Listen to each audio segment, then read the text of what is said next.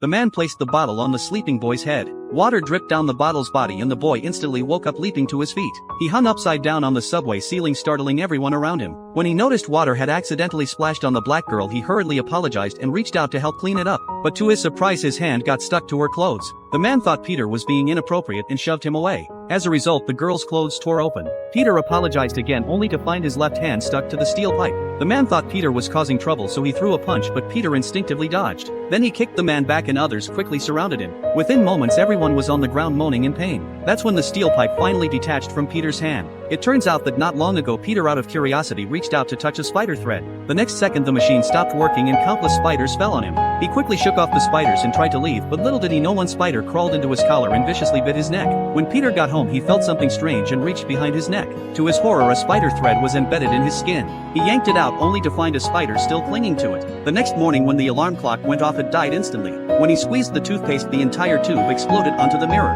A light touch of the faucet and it broke. Even the door handle malfunctioned. In the end, he could only open the door using just 2 fingers. So he searched online to find out the consequences of being bitten by a spider. But the next second, his fingers got stuck to the keyboard. At school, Peter saw the school bully's basketball hit a female student's paint bucket, shattering it. Thinking the bully was just showing off again, Peter grabbed the ball and started messing with him. He then knocked the bully to the ground and made an impressive 10-meter leap to dunk the ball. However, his powerful move caused the tempered glass backboard to shatter. Since Peter had damaged public property, Uncle Ben had to take leave to handle the aftermath. He switched shifts with a colleague and asked Peter to pick Auntie up at 9 p.m. But Peter quickly went off to play, having gained superpowers. He crawled around like a spider, swinging through the air using chains as he saw spiders still floating in the air. When Peter returned home at 10 p.m., Auntie had already walked 8 blocks back home alone. Uncle Ben couldn't help but scold Peter, but rebellious as he was, Peter stormed out. Peter went to a supermarket to buy some water, but since he didn't have enough money, the cashier scolded him for wasting time. As Peter left, another person quickly snatched all the money and threw a drink at him. When the cashier came out looking for help, Peter shrugged and said it wasn't his problem. But just then a gunshot rang out from the direction the thief had fled.